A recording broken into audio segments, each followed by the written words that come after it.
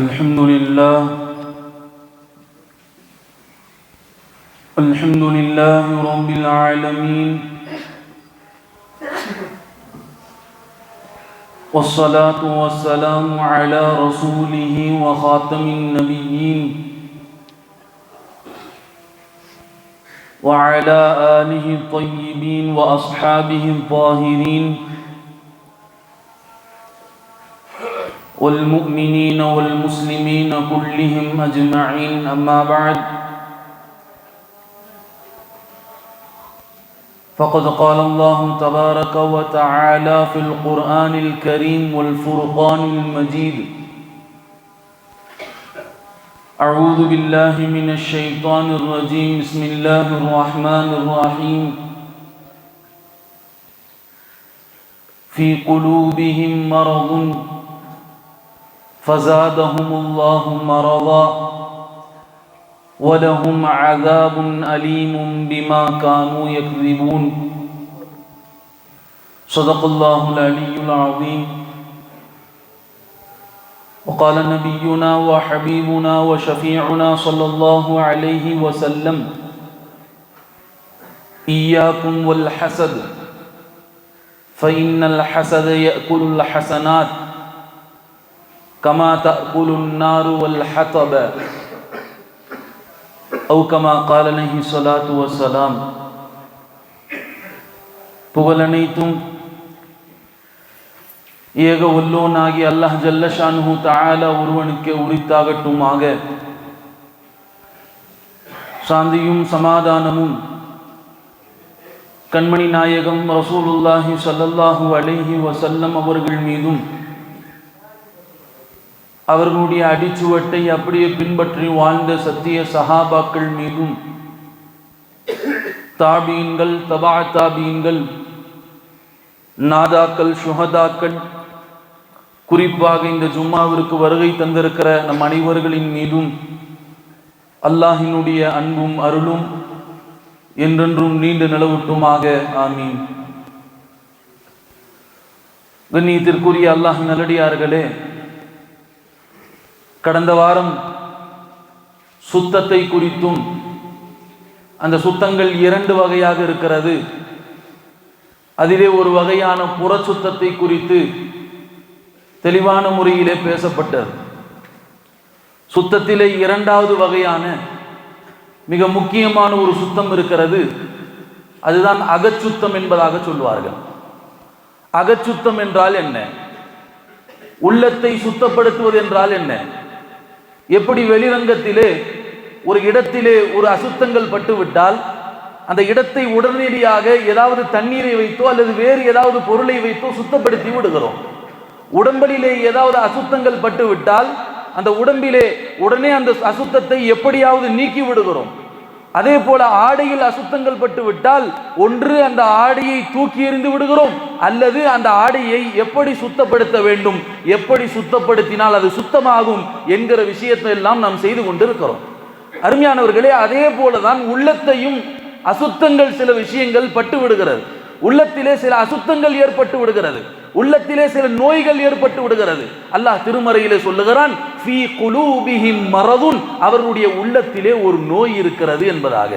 உள்ளத்திலே நோய், அருமையானவர்களே, வெளிரங்கத்தில் இருக்கக்கூடிய நோயை ஏதாவது நாம் மாத்திரை சாப்பிட்டாலோ அல்லது வேறு ஏதாவது அதற்கு ட்ரீட்மெண்ட் எடுத்துக்கொண்டாலோ அந்த நோய் சரியாகிவிடும். ஆனால் உள்ளத்தில் இருக்கக்கூடிய அகச்சுத்தம் என்பது ஆக முக்கியம் என்பதாக பெருமானார் ஸல்லல்லாஹு அலைஹி வஸல்லம் அவர்கள் சொன்னார்கள். அருமையானவர்களே, உள்ளத்தை தூய்மைப்படுத்த வேண்டும், உள்ளத்தில் இருக்கக்கூடிய அசுத்தங்களை நீக்க வேண்டும். பெருமானார் ஸல்லல்லாஹு அலைஹி வஸல்லம் ஒரு ஹதீஸிலே மிக அற்புதமாக சொன்னார்கள், அலா இன்ன ஃபில் ஜஸதி முதுகா, உங்களுடைய உடலிலே ஒரு சதை கட்டி இருக்கிறது. ஒருத்தர் டாக்டர்கிட்ட போறார், தலைவலிக்குதுங்க டாக்டர் கழுத்துல ஸ்டெதஸ்கோப்பை மாட்டியிருக்கிறார். உள்ள பேஷண்ட் வந்த உடனே அந்த டாக்டர் அந்த ஸ்டெதஸ்கோப்பை எடுத்து தன்னுடைய காதில் வைத்து அந்த மீதமுள்ள பகுதியை நெஞ்சில வச்சு செக் பண்றார். உள்ள சரியா இருக்குதா, ஹார்ட் பீட் சரியாக வேலை செய்கிறதா, தலைவலி என்று சொல்லி செல்லுகிற போதும் அவர் நெஞ்சிலே வைத்து செக் செய்கிறார். அதே போல வயிற்று வலின்னு ஒருத்தர் போனார், அவருக்கும் நெஞ்சில வச்சுதான் பார்ப்பார். ஆக எப்படி போனாலும் சரி, அங்கே உள்ளத்தை செக் பண்ணப்படுகிறது, அவனுடைய ஹார்ட் பீட்டை செக் பண்ணப்படுகிறது. அதே போலதான் பெருமானார் ஸல்லல்லாஹு அலைஹி வஸல்லம் அவர்கள் சொன்னார்கள், ஒரு மனிதன் நல்லவன் என்று முடிவு செய்யப்பட வேண்டுமா, அவனுடைய உள்ளத்தை சரியாக பார்த்தால் போதும். அல்லாஹ் உள்ளத்தை பார்க்கிறான். சொன்னார்கள், அலா இன்ன ஃபில் ஜஸதி முத்கா, உங்களுடைய உள்ளத்திலே, உடலிலே ஒரு சதை கட்டி இருக்கிறது.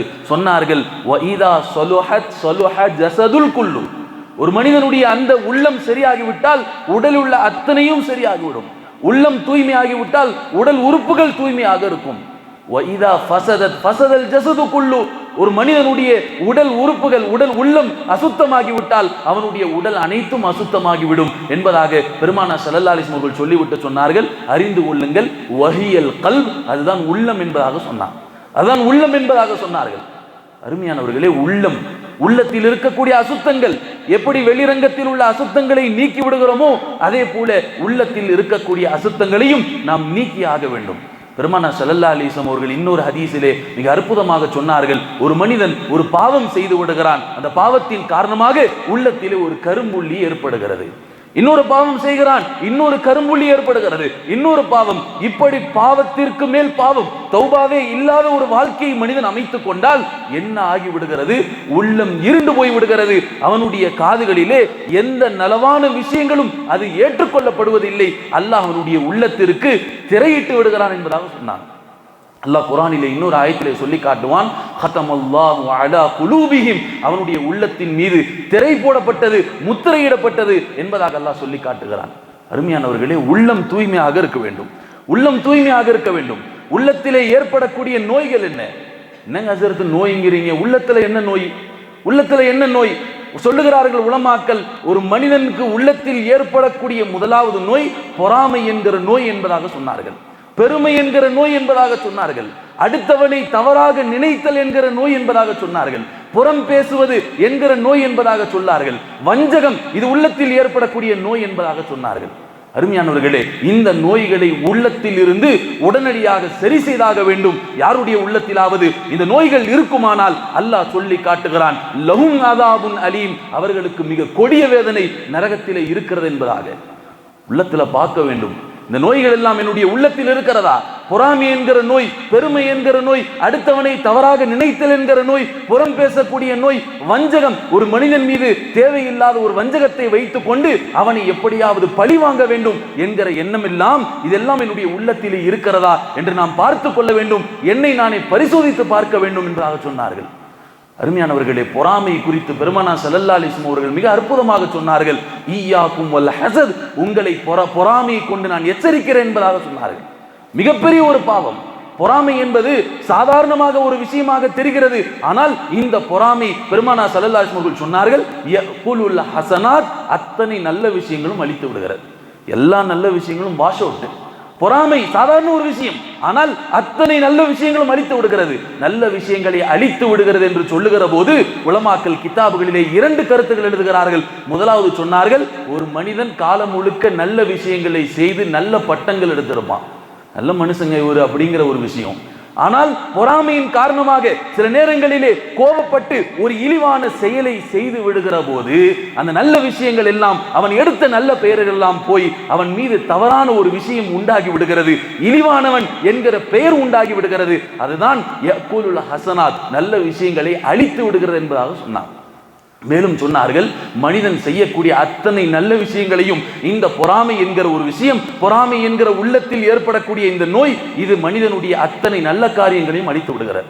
எவ்வளவு இபாதத்துகள் செய்தாலும் சரி, ஏற்கனவே நம்முடைய இபாதத்துகள் ரொம்ப குறைவு, ஆனால் இந்த பொறாமையின் காரணமாக யகுலுல் ஹஸனாத், அத்தனை நல்ல விஷயங்கள், அத்தனை இபாதத்துகளும் அது அழிந்து போய்விடுகிறது என்பதாக சொன்னாங்க. பெருமானார் ஸல்லல்லாஹு அலைஹி வஸல்லம் அவர்கள் சொல்லிவிட்டு மிக அற்புதமான ஒரு உதாரணத்தை சொன்னார்கள், கமா தகுலுன் நாருல் ஹதப, எப்படி ஒரு நெருப்பு, ஒரே ஒரு நெருப்பு பொறி, ஒரு பற்றி இருக்கக்கூடிய ஒரு விறகின் மீது அந்த நெருப்பு படுகிற போது அந்த நெருப்பு எப்படி எரிந்து விடுமோ, விறகை எப்படி கரித்து விடுமோ, அது போல இந்த பொறாமை இருக்கிறதே உங்களுடைய அமலை கரித்து விடும் என்பதாக சொன்னார். அருமையானவர்களே, பொறாமை மனிதனுடைய உள்ளத்தில் இருக்கக்கூடிய மிக ஆபத்தான நோய். பெருமானார் ஸல்லல்லாஹு அலைஹி வஸல்லம் அவர்கள் சொன்னார்கள், பொறாமை என்பது இது அல்லாஹ்விடத்திலே வாதிடுவதை போல. பொறாமை வரலனா, பொறாமை வராம இருக்க என்னங்க செய்யணும்? பொறாம வராம இருக்க உலமாக்கள் அதையும் சொல்லி தருகிறார்கள். உலகத்திலே உங்களை விட தாழ்ந்தவரை பாருங்கள், அமல்களிலே உங்களை விட உயர்ந்தவர்களை பாருங்கள். பொறாமை எனக்கு வரக்கூடாது, யார் மீதும் நான் பொறாமப்படாத ஒரு வாழ்க்கையை வாழ வேண்டும் என்று சொன்னால் உலகத்திலே துன்யாவினுடைய விஷயங்களிலே உன்னை விட தாழ்ந்தவனை பார்க்க வேண்டும்.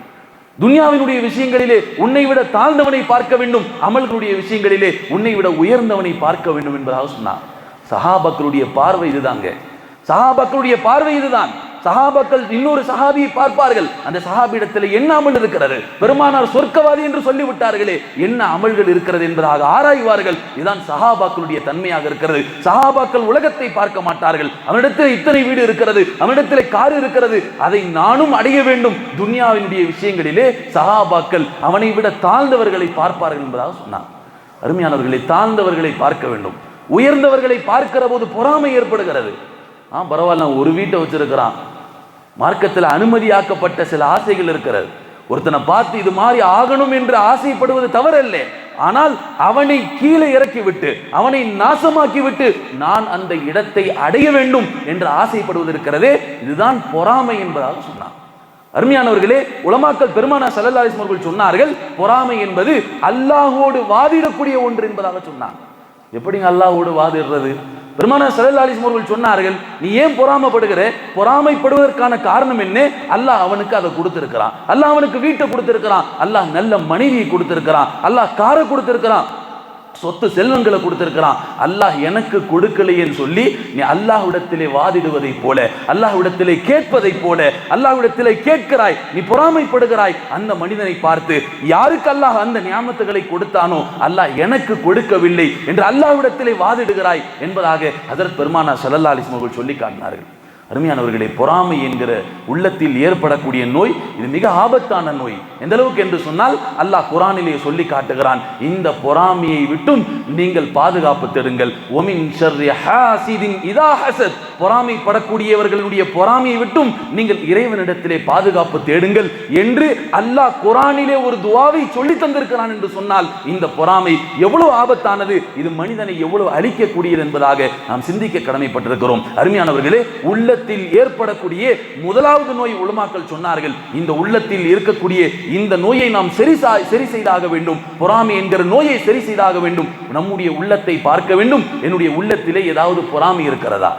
உலகத்தினுடைய விஷயங்களிலே நம்மை விட தாழ்ந்தவர்கள் கொஞ்சம் பாருங்களேன், எத்தனையோ பேருடைய வாழ்க்கையை கேட்டு பார்த்தால் தெரியும். அல்லாஹ் நம்மை ஆரோக்கியமாக வைத்திருக்கிறான், ஆரோக்கியமாக வைத்திருக்கிறான், கடன் இல்லாத வாழ்க்கையை வைத்திருக்கிறான். எத்தனையோ பேர் கடன் பெற்று அந்த கடனை அடைக்க முடியாமல் அல்லாஹ் பாதுகாக்க வேண்டும், இந்த மார்க்கம் தடுத்து தற்கொலைக்கு ஆளாகி கொண்டிருக்கிறார்கள். அல்லாஹ் அப்படிப்பட்ட ஒரு வாழ்க்கையை நமக்கு தரலே, அல்லாஹ் கடன் இல்லாத ஒரு வாழ்க்கையை ஏற்படுத்தி வைத்திருக்கிறான்.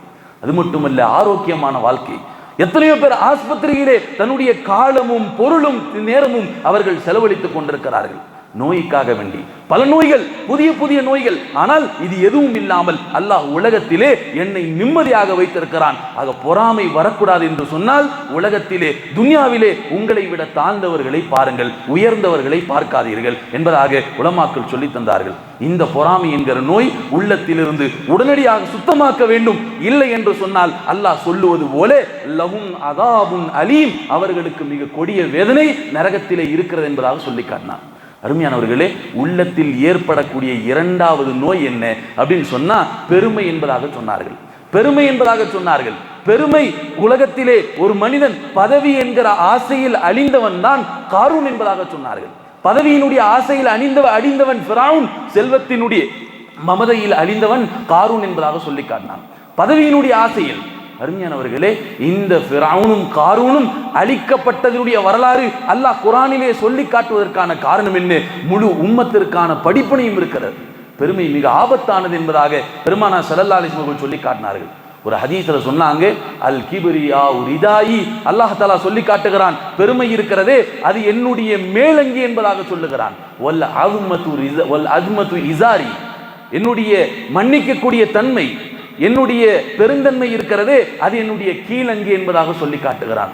ஃபமன் யுனாசிஉனி, இந்த இரண்டில் இருந்து யார் ஒன்றை எடுத்துக் கொள்வாரோ அல்லாஹ் சொல்லி காட்டுகிறான், லஅஸ்கன்துஹு ஃபின்னார், நான் அவனை நரகத்திலே தள்ளுவேன் என்பதாக சொல்லி காட்டுகிறான். பெருமை அல்லாஹ்வினுடைய போர்வை. அது பெருமை என்பது அல்லாஹ்வினுடைய மேலங்கி. அது அருமையானவர்களே, பெருமைப்படுவதற்கு ஒருபோதும் நாம் தகுதியானவர்கள் அல்ல.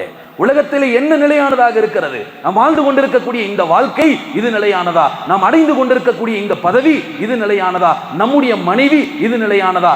எதுவும் நிரந்தரம் அல்ல. எதுவும் நிரந்தரம் இல்லாத இந்த உலகத்திற்கு நாம் பெருமைப்படுவதற்கு எந்த விதமான தகுதியும் இல்லை. அல்லாஹ் நிரந்தரமானவன், அல்லாஹ் பெருமைக்குரியவன் என்பதாக சொல்லி காட்டினார்கள். அருமையானவர்களே, பெருமை என்கிற நோய் இது மனிதனை அழித்து விடுகிறது. எனவே இந்த நோயை மனிதனுடைய உள்ளத்திலிருந்து உடனடியாக அதை சரியாக்கி விட வேண்டும் என்பதாக சொல்லி காட்டினார். பெருமையினுடைய விஷயத்தை சொல்லுகிற போது சொல்லுகிறார்கள், ஒரு மனிதன் நான் இல்லைனா நடக்காதுங்க என்று நினைத்தால் அல்லாஹ் என்ன ஏற்படுத்துகிறான் தெரியுமா? அவனுக்கு அல்லாஹ் பாடத்தை புகட்டுகிறான். என்ன பாடம்? நீ இல்லை என்றாலும் அது நடக்கும் என்கிற ஒரு விஷயத்தை அல்லாஹ் அவனுக்கு புகட்டுகிறான் என்பதாக சொன்னான். நம்ம யோசிச்சுக்கிறோம், நான் இல்லைனா குடும்பம் ஓடாதுங்க, நான் இல்லைன்னா எதுவுமே நடக்காதுங்க, நான் இல்லைன்னு சொன்னா இந்த விஷயம் காரியம் நடக்காதுங்க என்று நாம் நினைத்துக் கொள்ளுகிறோம். ஆனால் அல்லாஹ் ஒரு விஷயத்தை தேர்வு செய்கிறான். என்ன தேர்வு செய்கிறான்? நீ இல்லை ஆனாலும் அது நடக்கும் என்கிற பாடத்தை அல்லாஹ் முதலில் அந்த மனிதனுக்கு புகட்டுகிறான் என்பதாக சொல்லி காட்டினான். அருமையானவர்களே, பெருமை என்கிற விஷயம் நம்முடைய உள்ளத்திலிருந்து நீக்க வேண்டும். இந்த நோயை உள்ளத்திலிருந்து அகற்றியாக வேண்டும். இந்த அசுத்தத்தை உள்ளத்திலிருந்து அகற்றியாக வேண்டும். அகற்றாவிட்டால் அல்லாஹ் சொல்லுகிறான், லஹும் அதாபுன் அலீம், உங்களுக்கு நரகத்திலே மிக கொடிய வேதனை இருக்கிறது என்பதாக அல்லாஹ் சொல்லி காட்டுகிறான். அருமையானவர்களே, உள்ளத்தில் ஏற்படக்கூடிய மூன்றாவது நோய் சொன்னார்கள், யாரை பற்றியும் தவறாக எண்ணாமல் இருப்பது. யாரை பற்றியும் தவறாக எண்ணாமல் இருப்பது, தவறாக எண்ணுவது இருக்கிறது, இது உள்ளத்தில் ஏற்படக்கூடிய மூன்றாவது நோய் என்பதாக சொன்னார். இன்னைக்கு யாரை பற்றியான தவறான எண்ணங்கள் உள்ளத்தில் வந்து கொண்டுதான் இருக்குது. ஏன் பெருமானார் ஸல்லல்லாஹு அலைஹி வஸல்லம் உள்ளத்தை குறித்து சொன்னார்கள்? உள்ளத்தில் தான் ஒரு மனிதனுக்கான சிந்தனை பிறக்குது. ஒரு பாவத்திற்கான எண்ணமோ ஒரு நன்மையை செய்யலாங்கிற ஆசையோ அது எங்கிருந்து வருதுன்னு சொன்னா முதல்ல உள்ளத்திலிருந்து வருது. நாம நினைச்சுக்கிட்டோம் மூளை சொல்லுது, கால் கையெல்லாம் செய்யுதுன்னு நினைச்சுக்கிட்டோம். ஆனா மூளை சொல்லல, மூளைக்கு ஒரு ஆள் சொல்லுது, அது உள்ளம் சொல்லுகிறது. உள்ள ஆசைப்படுது, பிரியாணி சாப்பிடணும்னு ஆசைப்படுது. இப்ப அந்த விஷயம் மூளைக்கு போகுது. உடனே மூளை சொல்லுது, கால் பிரியாணி கடையை நோக்கி போகும்னு சொல்லுது. அருமையானவர்களே, அப்ப உள்ளத்தில் ஏற்படக்கூடிய எண்ணங்கள், அதனாலதான் பெருமானார் ஸல்லல்லாஹு அலைஹி வஸல்லம் உள்ளத்தை தூய்மையாக்க சொன்னார்கள். உள்ளத்தில் உள்ள நோய்களை அகற்ற சொன்னார்கள். அடுத்தவர்களை பற்றி தவறாக எண்ணுவது இருக்கிறதே, இதுதான் உள்ளத்தில் ஏற்படக்கூடிய ஆக மோசமான நோய் என்பதாக சொன்னாங்க. அல்லாஹ் குர்ஆனிலே ஒரு ஆயத்திலே சொல்லி காட்டுவான், லா யஸ்ஹரு கௌமும் மின் கௌமின், நீங்கள் ஒரு மனிதர் இன்னொரு மனிதரை தவறாக நினைக்காதீர்கள், தவறாக நினைக்காதீர்கள். அஸா அன் யகூனு கைரம் மின்ஹுன்ன, அவன்கிட்ட நல்ல விஷயம் இருக்கக்கூடும் சொல்றான்.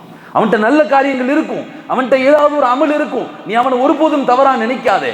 அருமையானவர்களே, சொன்னாங்க அவனுடைய உள்ளத்தை பிளந்து பார்க்க முடியாது, அவனுடைய ஈமானை நீ பிளந்து பார்க்க முடியாது.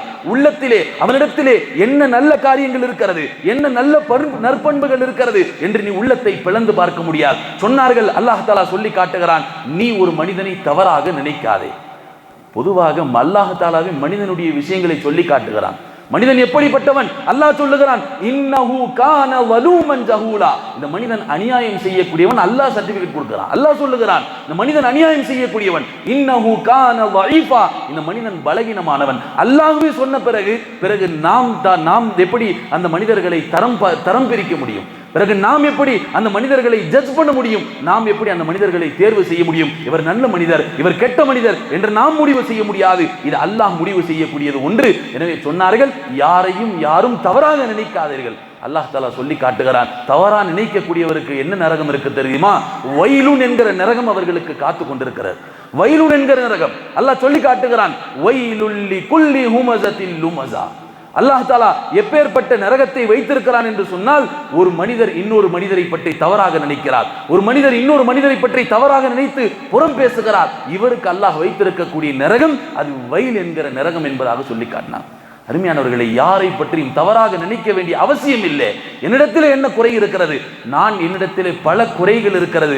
நம்மை நாமே பார்க்க வேண்டும் என்கிற விஷயத்தை தவிர நாம் அடுத்தவர்களை பார்க்க வேண்டும், அடுத்தவர்களை முடிவு செய்ய வேண்டிய தகுதி இது நமக்கல்ல. இது அல்லாஹ் முடிவு செய்கிறான், அல்லாஹ் தேர்வு செய்கிறான். அவனுடைய உள்ளத்தை நீ பிளந்து பார்க்க முடியாது. எனவே சொல்லி காட்டினார்கள், யாரையும் நீங்கள் ஒருபோதும் தவறாக நினைக்காதீர்கள். தவறாக நினைக்கலன்னா அல்லாஹ் என்ன தரும் தெரியுமா? அல்லாஹ் சொர்க்கத்தை கொடுக்கிறான். தவறாக நினைக்கல. ஒரு மனிதன் வாழ்க்கையில பெருசா அமல் செய்யல, தொழுகல, ஓதல, பெரியதாக வாழ்க்கையில எந்த ஒரு அமலும் இல்லை, புரட்டி பார்க்கிற போது அத்தனையும் பாவங்களாக இருக்கிறது. ஆனா அவன்கிட்ட ஒரு நல்ல காரியம் இருக்கிறது. என்ன நல்ல காரியம்? உலகத்துல தான் வாழ்ந்து மூத்தாகிற வரைக்கும் எந்த மனிதனை பத்தியும் தவறா நினைக்கதல்ல. இந்த மனிதனுக்கு அல்லாஹ் சொர்க்கத்தை தருகிறான் என்பதாக ஹஜ்ரத் பெருமானார் ஸல்லல்லாஹு அலைஹி வஸல்லம் சொன்னார்கள். பெருமானிடத்தில் ஒரு சஹாபாக்கள் எல்லாம் அமர்ந்திருக்கிறார்கள். ஒரு சஹாபி வருகிற போது அல்லாஹ்வுடைய தூதர் அந்த சஹாபியை பார்த்து சொன்னாங்க, இவர் சொர்க்கவாதி என்பதாக சொன்னார்கள்.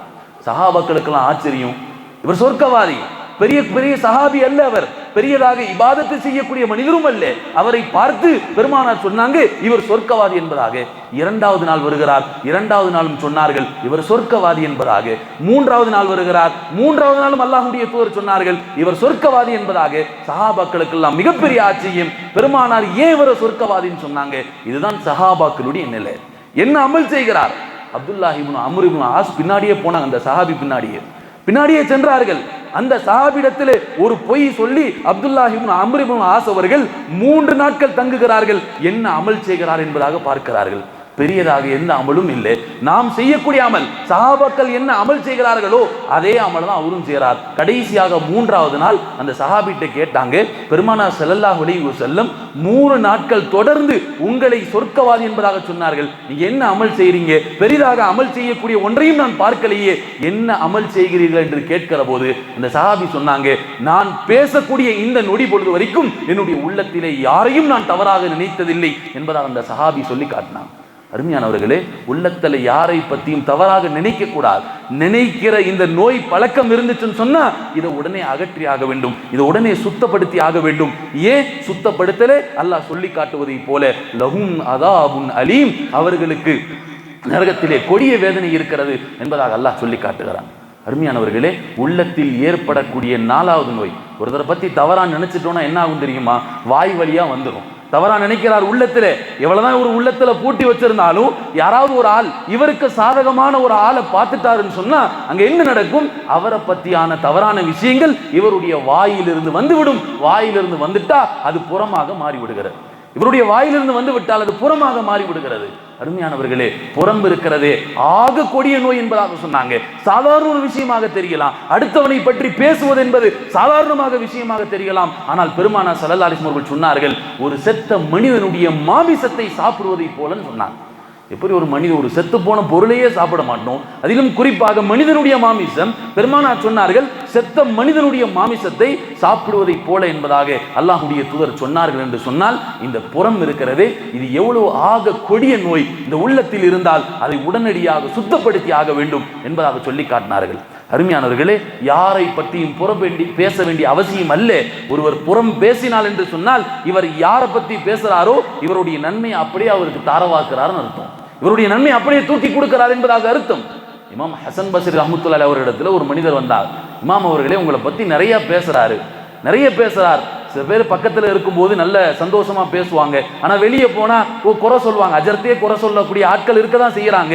அப்போ இமாம் ஹசன் பஸ்ரி ரஹ்மத்துல்லாஹி அவர்களை சொன்னாங்க, ஹசரத் அவர்களே, உங்களை பத்தி நிறைய பேசுறார், இவர் நிறைய குறை சொல்றார், நிறைய புறம் பேசுகிறார் என்று சொல்லுகிற போது இமாம் ஹசன் பஸ்ரி ரஹ்மத்துல்லாஹி அவர்கள் ஒரு குழி சாத்துக்குடியும் ஒரு கிலோ மாதுளப்பழத்தையும் வாங்கிட்டு அவருடைய வீட்டுக்கு போனாங்க. அவருடைய வீட்டுக்கு போய் கதவை தட்டினாங்க. கதவை தட்டி சொன்னார்கள், இமாம் ஹசன் பஸ்ரி ரஹ்மத்துல்லாஹி அவர்கள், உங்களுடைய நன்மை அத்தனையும் எனக்கு கொடுத்து விட்டீர்கள் என்பதாக சொல்லி காட்டினாங்க. அருமையானவர்களே, நீங்க யாரை பத்தி புறம் பேசுறீங்களோ, எந்த மனிதரை பற்றி புறம் பேசுகிறீர்களோ அவருடைய அத்தனை நன்மையும், உங்களுடைய அத்தனை நன்மையும் நீங்கள் அவருக்கு கொடுக்கிறீர்கள் என்பதாக ஹஜ்ரத் பெருமானார் ஸல்லல்லாஹு அலைஹி வஸல்லம் அவர்கள் சொல்லி காட்டினாங்க. இமாம் ஹசன் பஸ்ரி ரஹ்மத்துல்லாஹி அவர்கள் இன்னொரு அழகான விஷயத்தையும் சொல்லி காட்டினார்கள். சில மனிதர்களை நான் பார்க்கிறேன், எந்த ஒரு குறையும் அற்றவர்களாக, வாழ்க்கையில எந்த குறையும் செய்யாத ஒரு நல்ல மாமனிதராக இருக்கிறார்கள், நல்ல மனிதர்களாக இருக்கிறார்கள். அப்படிப்பட்ட மனிதர்களை நான் பார்க்கிறேன். ஆனால் என்ன செய்கிறார்கள் என்று சொன்னார், ஆனால் மக்களுடைய குறைகளை பேசி விடுகிறார்கள். மக்களை பற்றி குறைகளை பேசி விடுகிறார்கள். அல்லாஹ் என்ன செய்கிறான் தெரியுமா? அல்லாஹ் இவரை குறையுள்ள மனிதனாக, குறை செய்யக்கூடிய மனிதனாக, இவர் என்ன குறையை பற்றி பேசினாரோ அந்த குறையை இவர் செய்யக்கூடிய மனிதனாக அல்லாஹ் இவரை ஆக்கி விடுகிறான் என்பதாக சொல்லிக்கிறான். அருமையானவர்களே, யாரை பத்தி எதுக்கு தேவையில்லாம பேசணும்? அவர் குறையை நாம எதுக்கு வாங்கி கட்டிக்கணும்? இமாம் ஹசன் பஸ்ரி ரஹ்மத்துல்லாஹி அவர்கள் இன்னொரு விஷயத்தையும் அழகாக சேர்த்து சொன்னார்கள். ஒரு மனிதன் நிறைய குறை உள்ளவன் தான், நிறைய குறை இருக்குது, ஆனா மக்களுடைய குறைகளை பார்த்து மறைக்கக்கூடியவன், மக்களுடைய குறைகளை வெளிப்படுத்துபவன் அல்ல. அல்லாஹ் என்ன செய்கிறான் தெரியுமா? இவனுடைய குறையை அல்லாஹ் மறைத்து விடுகிறான் சொன்னான். இவனுடைய குறைகளை அல்லாஹ் மறைத்து விடுகிறான். இந்த உலகத்திலும் அல்லாஹ் மறுமையிலும் இவன் செய்கிற அத்தனை குறைகளையும் அல்லாஹ் மறைத்து விடுகிறான் என்பதாக இதே கருத்துப்பட பெருமானார் ஸல்லல்லாஹு அலைஹி வஸல்லம் அவர்களும் ஹதீஸிலே சொன்னார்கள், நீங்கள் யாரை பற்றி புறம் பேசுகிறீர்களோ, என்ன குறை பேசுகிறீர்களோ, அந்த குறை உங்களுடைய வாழ்க்கையில் வராத வரைக்கும் அல்லாஹ் மௌத்தை கொடுக்க மாட்டான்னு சொன்னாங்க. நஊது பில்லாஹ், அல்லாஹ் பாதுகாக்கணும். அருமையானவர்களே, அடுத்தவர்களை பற்றி தவறான ஒரு விஷயம், அந்த குறை மறைக்க வேண்டும், ஆனா பேசி சிரிச்சிட்டோன்னு வைங்களேன், அந்த குறை இருக்குது உங்களுடைய வாழ்க்கையில வராத வரைக்கும் அல்லாஹ் ஒருபோதும் உங்களை மௌத்தாக்க மாட்டான் என்பதாக பெருமானார் ஸல்லல்லாஹு அலைஹி வஸல்லம் அவர்கள் சொல்லியிருக்கிறார்கள் என்று சொன்னால், இந்த புறம் இது எவ்வளவு பெரிய கொடிய நோய், உள்ளத்தில் உள்ள ஆபத்தான நோய், அந்த நோயை நாம் சரி செய்தாக வேண்டும் என்பதாக சொன்னார். அருமையானவர்களே, புறம் இருக்கிறதே, நீங்க யாரை பற்றி பேசுகிறீர்களோ அவருடைய காதில விழுந்துருச்சு. ஒரு மனிதரை பத்தி பேசுறீங்க, அவருடைய காதில நீங்க பேசின விஷயங்கள் விழுந்துருச்சுன்னு சொன்னா அவருடைய உள்ளங்கள் நொந்து போய் விடுகிறது. உலமாக்கள் சொன்னார்கள், நீங்கள் அவருக்கு செய்கிற அநீதியாக இருக்கிறது சொன்னார்கள். பெருமானார் ஸல்லல்லாஹு அலைஹி வஸல்லம் சொன்னார்கள், தஅவத்துல் மதுலூமி முஸ்தஜாபுன். ஒரு மனிதன் அநீதி இழைக்கப்பட்டதனுடைய மனிதனுடைய துஆ இருக்கிறதே, அது ஏற்றுக்கொள்ளப்படக்கூடியதாக இருக்கிறது. அநீதம் இழைத்து விட்டீர்கள், அவனை பற்றி தவறான புறம் பேசி விட்டீர்கள், அந்த மனிதனுடைய காதில் விழுந்து அவருடைய உள்ளங்கள் புண்பட்டு விட்டது. இப்போ அந்த மனிதர் உங்களுக்கு எதிராக ஒரு வார்த்தை கையை தூக்கி அல்லாஹ்விடத்துல பதுவா செஞ்சுட்டாருன்னா காலம் முழுக்க நீங்க நாசமா போயிடுவீங்கன்னு பெருமானார் சொன்னார். காலம் முழுக்க உங்களால உங்களுடைய வாழ்க்கையை மீட்டுக் கொள்ள முடியாது. அப்பேற்பட்ட மிக மோசமான ஒரு விஷயத்தை அல்லாஹ் கொடுத்து விடுவான். அவருடைய துஆ அது ஏற்றுக்கொள்ளப்படும். பெருமானார் சொன்னாங்க, அநீதி இழைக்கப்பட்டவனுடைய துஆ எந்த விதமான திரையும் இன்றி அல்லாஹ்வினுடைய அரிசை தொடும் சொன்னான். அநீதி இழைக்கப்பட்டவனுடைய துஆ எந்த விதமான திரையும் இன்றி அல்லாஹ்வினுடைய அரிசை தொடும். அல்லாஹ்வினுடைய அரிசை தொட்டு விட்டது, அல்லாஹ் அதை கபூல் செய்து விட்டான். உங்களுடைய வாழ்க்கை அது வீணாகி போய்விடும் என்பதாக பெருமானார் ஸல்லல்லாஹு அலைஹி வஸல்லம் சொல்லி காட்டினார்கள். அருமையானவர்களே, உள்ளத்தில் ஏற்படக்கூடிய ஆபத்தான நோய், அந்த நோயை சரி செய்தாக வேண்டும். நோயை சரி செய்யாவிட்டால் அல்லாஹ் தஆலா சொல்லுவதை போல லஹும் அஸாபுன் அலீம், உங்களுக்கு நரகத்திலே மிக கொடிய வேதனை இருக்கிறது என்பதாக அல்லாஹ் சொல்லி காட்டுகிறான். உடலில் ஏற்படக்கூடிய அசுத்தங்கள், ஆடையில் ஏற்படக்கூடிய அசுத்தங்கள் பார்த்த உடனே நாம் சுத்தம் செய்து விடுகிறோம். ஆனால் உள்ளத்தில் ஏற்படக்கூடிய அசுத்தங்களை நாம் சர்வ சாதாரணமாக விட்டு விடுகிறோம். அருமையானவர்களே, உள்ளம்தான் அசலாக இருக்கிறது. உள்ளம்தான் அசல். இஸ்ராயில் அலைஹிஸ்ஸலாம் உங்களுடைய ரூஹை கைப்பற்ற வருகிற போது இஸ்ராயில் அலைஹிஸ்ஸலாம் புளிவது உங்களுடைய உள்ளத்தை. ஒரு ஸ்பாஞ்ச் மாதிரி புளிவாங்க. உள்ளத்துல என்ன இருக்கிறதோ, ஒரு பஞ்சை எடுத்து பால்ல முக்கி பாலை புளிகிறார், பால் தான் வரும். அசுத்தத்தை முக்கி அசுத்தத்தை புளிகிறார், அசுத்தம் தான் வரும். உள்ளத்தில் என்ன இருக்கிறதோ, பொய், புறம், பெருமை எல்லாம் இருந்துச்சுன்னு சொன்னா அந்த நேரத்துல எல்லாம் வரும். இல்ல உங்களுடைய உள்ளம் சுத்தமா இருந்துச்சுன்னு சொன்னா இவர் களிமா சொல்லி மூத்தாகுவார். களிமா சொல்லி இவர் மூத்தானா அல்லாஹ் இவருக்கு சொர்க்கத்தை வச்சிருக்கிறார். இல்ல பெருமையோட மூத்தானா அல்லாஹ் பாதுகாக்க வேண்டும், அல்லாஹ் இவருக்கு நரகத்தை வைத்திருக்கிறான் என்பதாக சொல்லி காட்டினாங்க. அருமையானவர்களே, ஆக உள்ளத்தில் அகச்சுத்தம் மிக முக்கியமான ஒரு விஷயம். உள்ளத்தை சுத்தப்படுத்துதல் மிக முக்கியமான ஒரு விஷயம். இந்த பொய், பொறாமை, புறம் பேசுதல், அடுத்தவனை தவறாக நினைத்தல், இந்த நோயெல்லாம் என்னிடத்தில் இருக்கிறது என்று சொன்னால் இதை உடனடியாக சுத்தப்படுத்தி ஆக வேண்டும். சுத்தப்படுத்தினால் நாம் சொர்க்கத்தை பெற்றுக்கொள்ள முடியும். இல்லை என்று சொன்னால் நரகத்திலே மிக கொடிய வேதனை உங்களுக்கு இருக்கிறது என்பதாக அல்லாஹ் சொல்லி காட்டுகிறான். எனவே அருமையானவர்களே, உள்ளத்தை சுத்தப்படுத்தி ஆக வேண்டும். வல்ல ரஹ்மான் அந்த உள்ளத்தை சுத்தப்படுத்திய நல்லடியார்களுடைய கூட்டத்திலே நம் அனைவர்களையும் சேர்த்து அருள்வானாக. வாஹிரு தஅவானா அல்ஹம்துலில்லாஹி ரப்பில் ஆலமீன்.